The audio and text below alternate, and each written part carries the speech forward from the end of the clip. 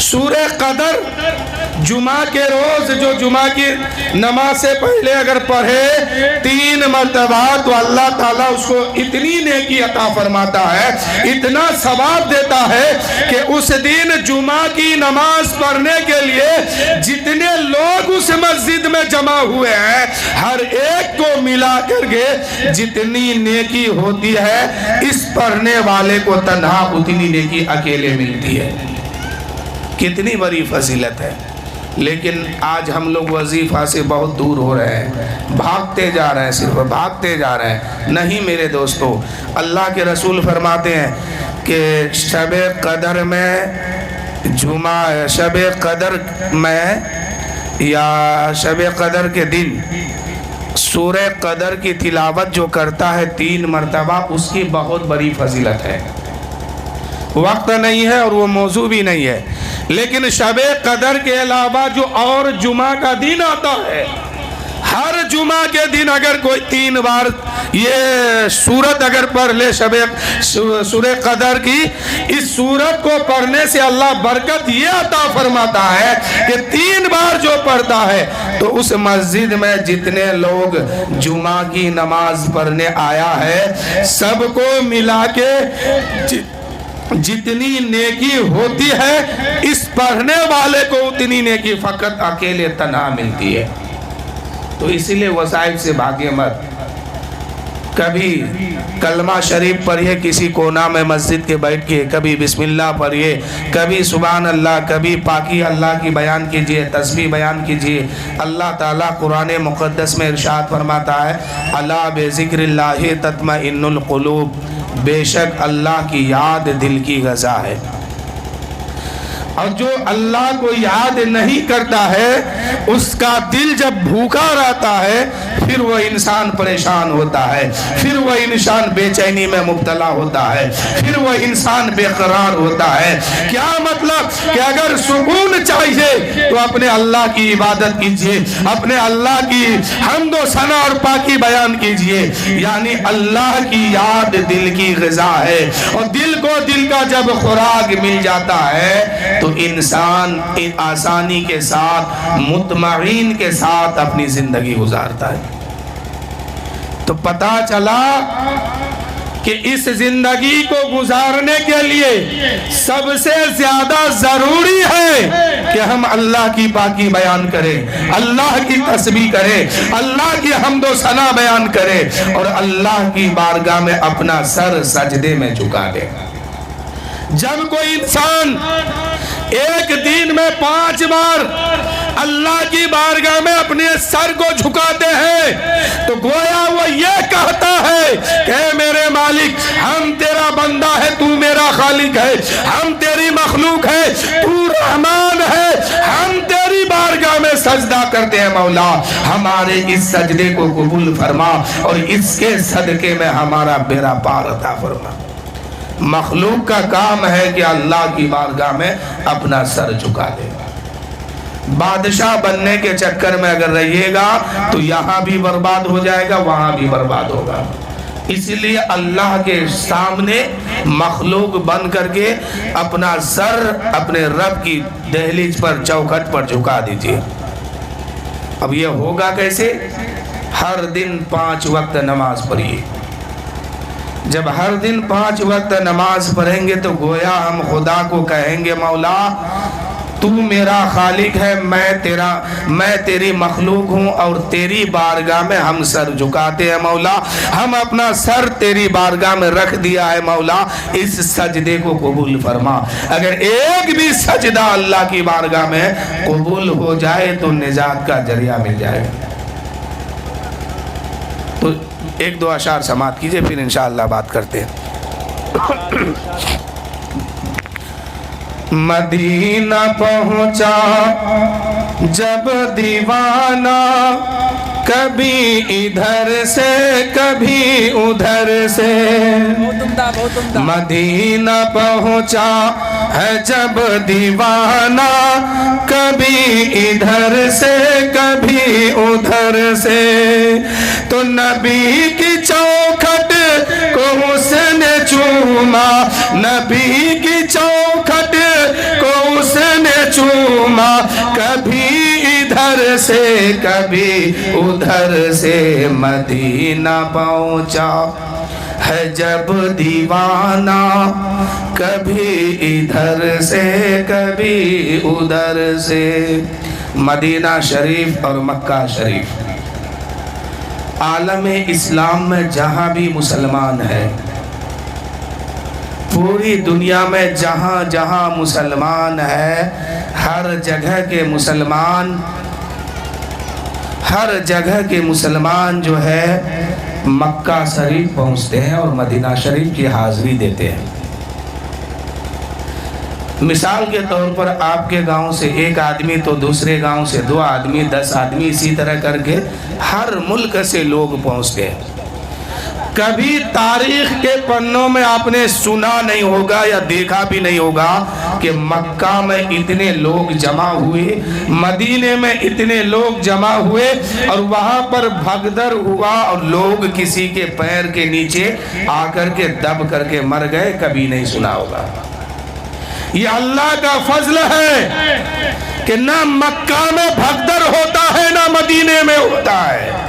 اور جگہ آپ دیکھئے اگر 5 لاکھ 10 لاکھ آدمی ہوتا ہے تو بھگدڑ میں 2 لاکھ آدمی دب کے مر جاتا ہے، لیکن مدینہ شریف میں، مکہ شریف میں ایک ہی وقت میں پوری دنیا کے مسلمان، اللہ نے جس کو بھی توفیق دی وہاں پہنچا ہے، لیکن کبھی بھگدڑ کے نام پر کوئی انتقال نہیں کیا، کوئی دب کے نہیں مرا۔ یہ اللہ کا فضل ہے، مکہ میں بھی ہے اور مدینہ میں بھی ہے۔ شاعر کہتے ہیں کہ مدینہ پہنچا ہے جب دیوانہ، کبھی ادھر سے کبھی ادھر سے، کہ مدینہ پہنچا ہے جب دیوانہ، کبھی ادھر سے کبھی ادھر سے، تو نبی کی چوکھٹ کو اس نے چوما، نبی کی چوکھٹ کو اس نے چوما، کبھی ادھر سے کبھی ادھر سے، اور کام تو اتنا کر گزرنا، نبی کا دیوانہ ہو کے مرنا۔ مرنے والے تو سب مرتے ہیں، آپ بھی مریں گے، ہم بھی مریں گے، سب جائیں گے، لیکن کامیاب وہی ہے جو رسول پاک کی محبت کو لے کے اس دنیا سے گیا ہے۔ یعنی ہم جیئیں گے بھی تو اللہ اور رسول کی محبت کے ساتھ، اور اس دنیا سے جائیں گے بھی تو اللہ و رسول کی محبت کے ساتھ، یعنی ایمان کے ساتھ ہم یہاں بھی رہیں گے اور ایمان لے کے وہاں بھی جائیں گے۔ اللہ سے دعا کیجئے کہ مولا ہمیں تو زندگی دے تو رسول پاک کی محبت میں جینے کی توفیق دے، اور انہی کی محبت میں اس دنیا سے جانے کی توفیق دے۔ سب کو جانا ہے، لیکن کامیاب وہی ہے جو ایمان لے کے اس دنیا سے گیا، رسول پاک کی محبت لے کے اس دنیا سے گیا، تو پھر وہ قبر کی منزل میں بھی کامیاب ہو جاتا ہے اور میدان قیامت میں بھی وہ کامیاب ہو جائیں گے، اللہ تعالیٰ اس کو جنت عطا فرمائے گا۔ تو ہمیں جینا ہے تو اپنی مرضی کے مطابق نہیں، ہمیں زندگی گزارنی ہے اپنی مرضی کے مطابق نہیں۔ ہم بحیثیت مسلمان ہیں، ہم مرضی دیکھیں گے تو اللہ کی مرضی دیکھیں گے، رسول کی مرضی دیکھیں گے کہ میرے رسول کی مرضی اس میں کیا ہے، اس کام کو جو ہم انجام دے رہے ہیں اس سے میرا خدا راضی ہے کہ نہیں ہے، اس سے میرا رسول خوش ہے کہ نہیں ہے۔ جب اس کام سے اللہ و رسول راضی ہوں گے ہم بخوشی اس کام کو کرنے کے لیے تیار ہیں، اور جس کام سے اللہ ناراض ہو، رسول پاک ناراض ہو، ہم اس کام کو ہرگز نہیں کریں گے۔ یعنی ہمیں ہر حال میں اللہ و رسول کی مرضی کو دیکھنی ہے کہ میرا اللہ کیسے راضی ہوگا، میرے رسول کیسے خوش ہوں گے۔ جب ہم ان دو شے کو منا لیں گے، جب یہ دونوں راضی ہو جائیں گے تو ہم یہاں بھی کامیاب ہو جائیں گے، وہاں بھی کامیاب ہو جائیں گے۔ کہ کام تو اتنا کر گزرنا، نبی نبی کا دیوانہ ہو کے مرنا کہ کام تو اتنا کر گزرنا نبی کا دیوانہ ہو کے مرنا کہ لوگ دیکھیں تیرا جنازہ کبھی ادھر سے کبھی ادھر سے تو مدینہ پہنچا ہے جب دیوانہ کبھی ادھر سے کبھی ادھر سے.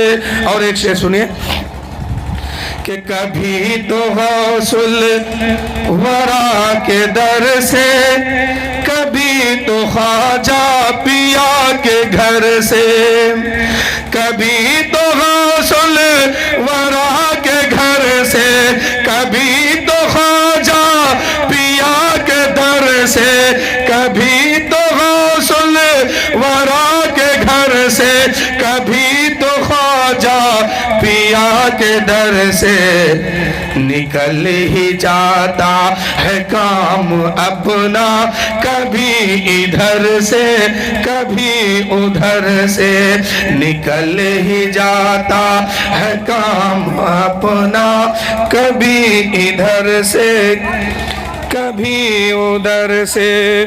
مدینہ پہنچا ہے جب دیوانہ کبھی ادھر سے کبھی ادھر سے تو نبی کی چوکھٹ کو اس نے چوما کبھی ادھر سے کبھی ادھر سے.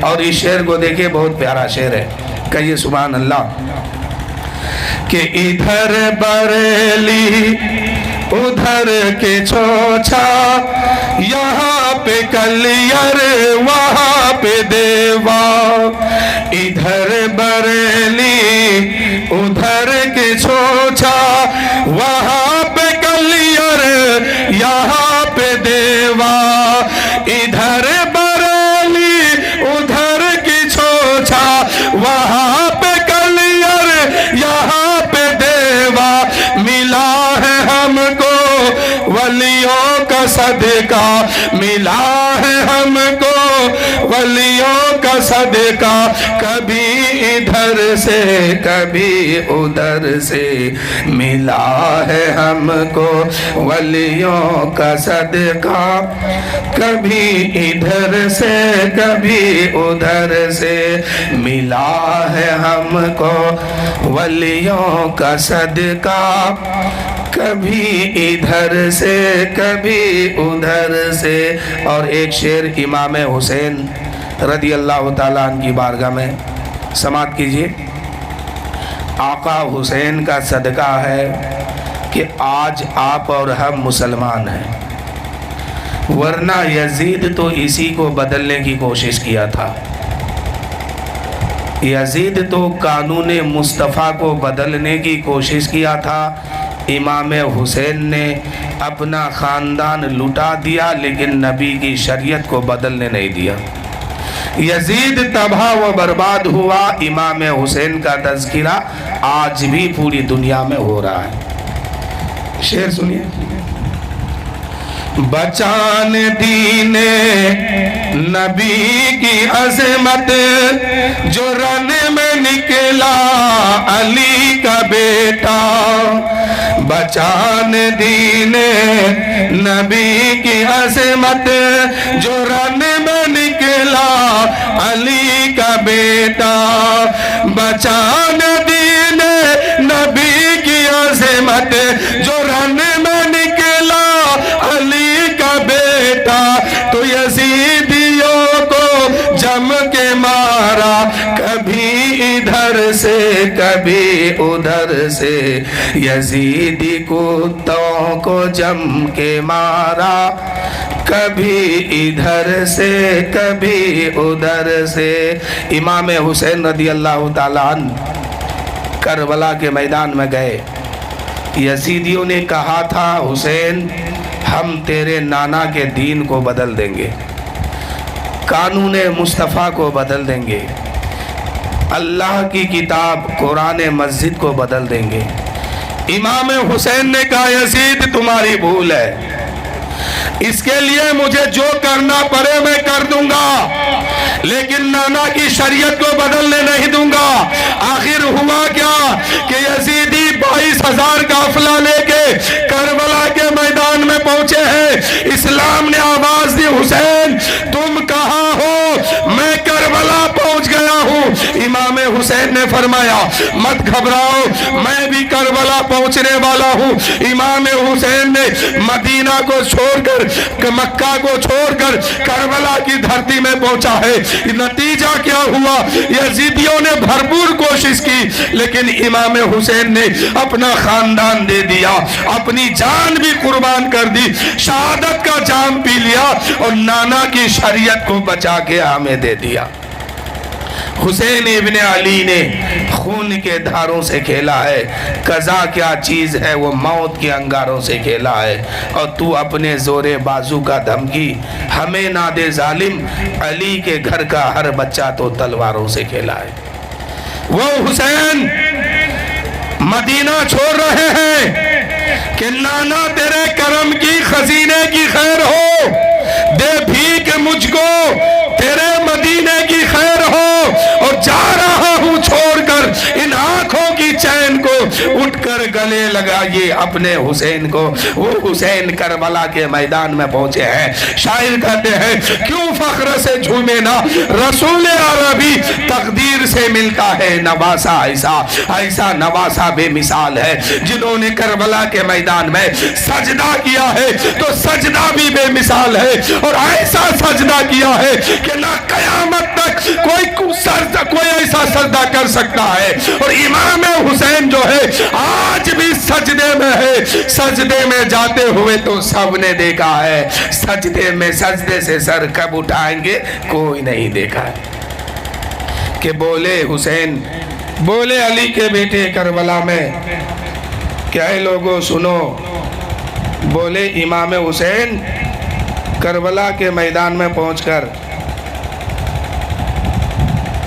بولے ابن علی کربلا میں سنو، بولے ابن علی کربلا میں سنو، سر کٹانا بھی ہے گھر لٹانا بھی ہے، اور جب ہو سجدہ ادا سامنے ہو خدا، جب ہو سجدہ ادا سامنے ہو خدا، پھر شہادت کا کتنا مزہ آئے گا۔ امام حسین کربلا پہنچے ہیں۔ شاعر کیا کہتے ہیں کہ کیوں فخر سے جھومے نا رسول عربی، تقدیر سے ملتا ہے نواسا ایسا، ایسا نواسا ہے بے مثال۔ کہ حسین ابن علی نے دین کی حرمت بچا لی ہے، کٹا کے سر کو نانا جان کی عزت بچا لی ہے۔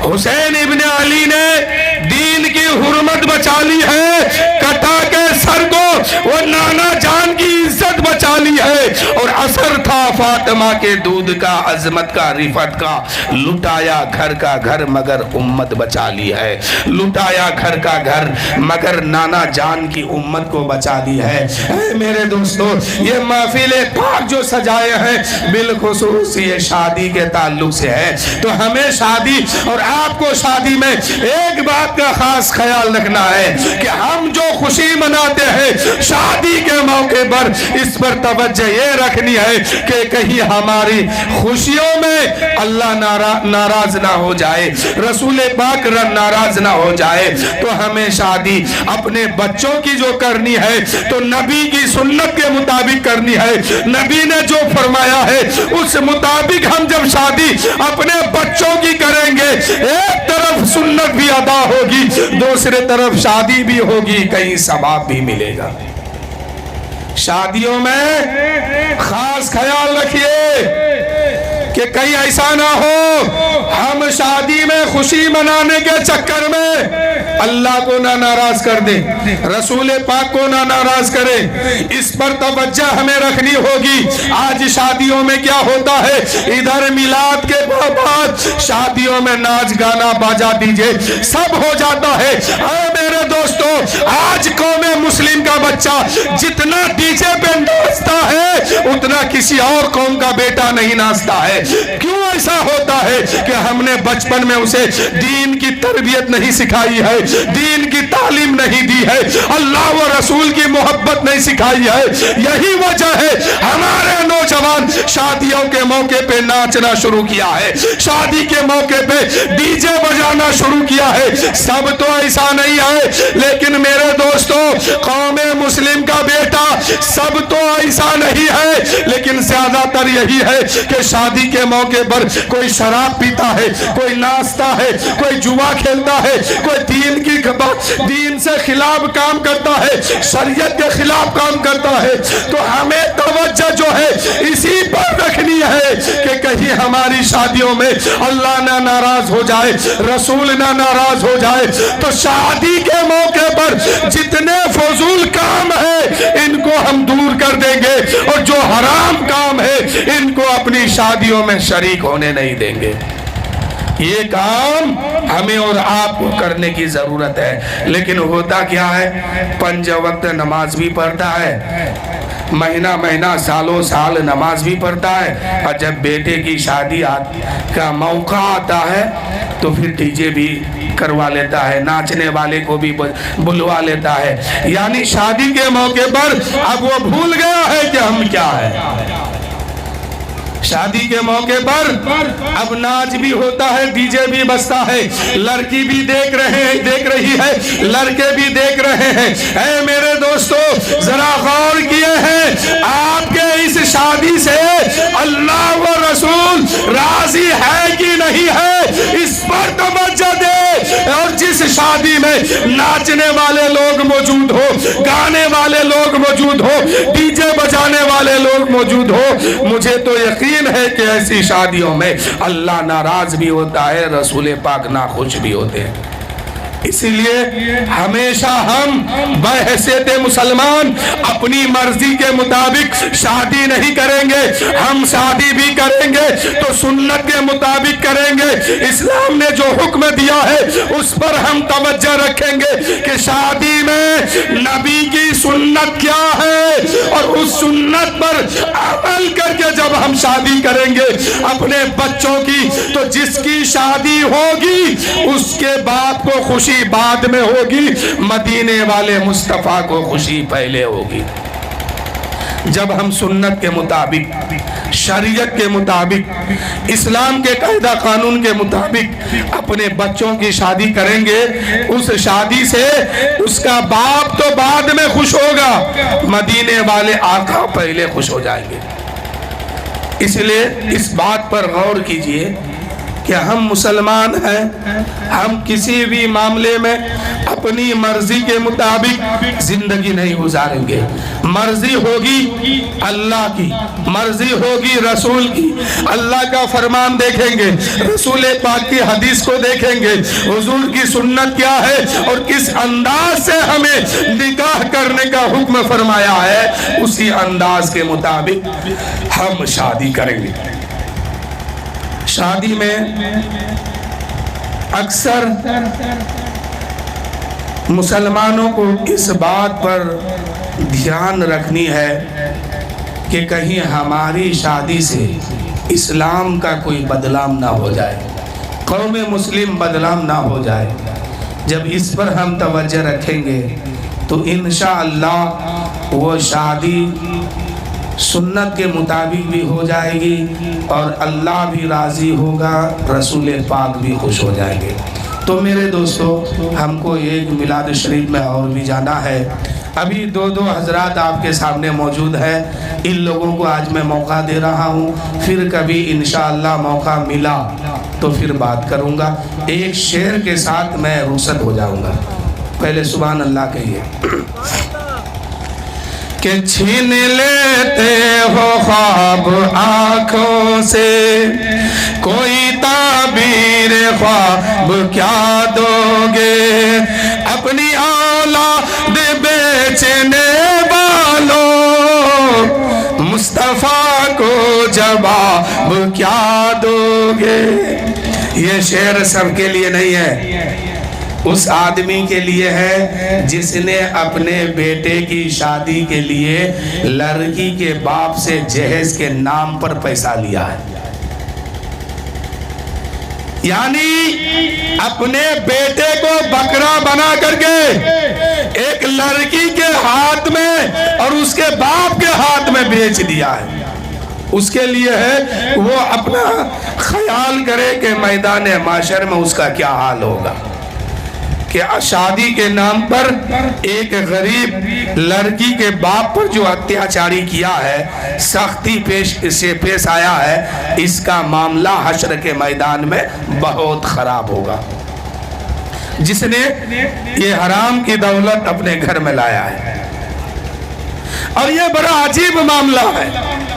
زندگی بھر کماتا ہے لڑکا، زندگی بھر کماتا ہے لڑکے کا باپ، لڑکی پیسہ کمانے نہیں جاتی ہے، یہ گھر کی زینت ہے، گھر میں رہتی ہے، یہ گھر کی شان و شوکت ہے۔ لیکن عجیب معاملہ ہے قوم کا، جو لڑکی پیسہ نہیں کماتی ہے اسی کے باپ سے پیسے کا مطالبہ ہوتا ہے، اور جو پیسہ کماتا ہے وہی بھکاری بن کے پیسہ مانگتا ہے۔ یہ الٹا معاملہ ہے میرے دوستو۔ ایک لڑکا پوری زندگی پیسہ کماتا ہے، پھر بھی بھیک اپنے سسر سے مانگتا ہے، سسرال سے مانگتا ہے، اس سے مانگتا ہے جو زندگی بھر پیسہ نہیں کماتی ہے، اس سے مانگتا ہے جو گھر سے باہر نہیں جاتی ہے، یعنی ایک لڑکی سے پیسہ مانگتا ہے جبکہ وہ گھر میں رہنے کی چیز ہے، گھر کی وہ زینت ہے، گھر کی شان و شوکت ہے، اسی سے پیسہ مانگتا ہے۔ یہ کتنا بڑا مجبور آدمی ہے، یہ کتنا بڑا لاچار آدمی ہے کہ زندگی بھر پیسہ کمایا لڑکا اور شادی میں پیسہ مانگ رہا ہے لڑکی سے۔ اللہ کی لعنت ہے ایسے لوگوں پر، اور ایسے لوگ یہاں بھی تباہ و برباد رہتا ہے۔ کیا سمجھتے ہیں بیماری جو گھر میں آتی ہے یوں ہی آتی ہے؟ آپ کی اور ہماری حرکت اور کرتوت ہے۔ یہ جو بیمار ہوتے ہیں نا، یہ اللہ کسی کو نہیں بلکہ آپ اور ہم جو حرکت اور کرتوت کرتے ہیں نا، اسی کے بنا پر ہم پر یہ عذاب آتا ہے۔ اور ہم سوچتے ہیں کہ یہ بیماری میں مبتلا ہو گئے، وہ بیماری میں مبتلا نہیں، جتنی بار حرام کی دولت کھائے ہیں اس کا سزا مل رہا ہے۔ اور جہیز میں ساری دولت جو مانگ کے لیتے ہیں وہ حرام ہے۔ جس نے پیسہ کمایا اس نے ہی بھکاری بن گیا۔ اے میرے دوستو، اگر مانگنا ہی ہے تو میں ایک پیغام دے کے جا رہا ہوں، اگر مانگنا ہی ہے تو کسی لڑکی کے باپ سے جہیز کے نام پر پیسہ مت مانگ، اگر مانگنا ہی ہے تو مدینے والے مصطفیٰ سے مانگ، وہ اتنا عطا کریں گے، اتنا دیں گے کہ بھیک دے کر مجھے میرے سرکار نے مسکرا کر کہا اور کیا چاہیے۔ ایک لڑکی کے باپ سے مانگیں گے کتنا ملے گا؟ 1 لاکھ 2 لاکھ 5 لاکھ 10 لاکھ، لینے کے بعد آپ کا سر ہمیشہ جھکا ہوا رہے گا، اور اس دولت کے بارے میں میدان محشر میں اس کا حساب بھی دینا ہوگا اور اس کے بارے میں عذاب بھی اٹھانا ہوگا۔ تو میرے دوستو، کسی دنیا دار سے مت مانگو، کسی لڑکی کے باپ سے مت مانگو، مانگنا ہی ہے تو مدینے والے مصطفیٰ سے مانگو، وہ اتنا عطا کریں گے، اتنا دیں گے پھر وہ کہ بھیک دے کر مجھے میرے سرکار نے مسکرا کر کہا اور کیا چاہیے۔ اعلیٰ حضرت فرماتے ہیں کون دیتا ہے دینے کو منہ چاہیے، دینے والا ہے سچا ہمارا نبی۔ کون دیتا ہے دینے کو منہ چاہیے، دینے والا ہے سچا ہمارا نبی۔ اور غمزدوں کو رضا مزدہ دیجیے کہ ہے بے کسوں کا سہارا ہمارا نبی۔ بس انہی چند جملوں کے ساتھ شعر سماعت کر لیجئے کہ چھین لیتے ہو خواب آنکھوں سے، چھین لیتے ہو خواب آنکھوں سے، کوئی تعبیر خواب کیا دو گے، اپنی اولاد بیچنے والوں مصطفیٰ کو جواب کیا دو گے، مصطفیٰ کو جواب کیا دو گے۔ انہی چند جملوں کے ساتھ میں اپنی تقریر ختم کر رہا ہوں۔ وآخر الدعوانا الحمدللہ رب العالمین۔ سب کوئی مل کے پڑھیے لا الہ الا اللہ محمد رسول اللہ صلی اللہ تعالیٰ علیہ وسلم۔ اب آپ کے سامنے بہترین خطابت کے مالک اور بہترین انداز میں نعت نبی پڑھنے والے حضرت حافظ بخاری مدنی صاحب ہیں، وہ آئیں گے اور بہترین انداز سے آپ کو بھرپور وقت لے کر کے آپ کو سنائیں گے اور آپ ان کی تقریر کو اور نعت شریف کو سماعت کریں گے۔ مجھے ایک جگہ میلاد میں اور جانا ہے، اس لیے میں آپ سے رخصت ہو رہا ہوں۔ آخر دعوانا الحمدللہ۔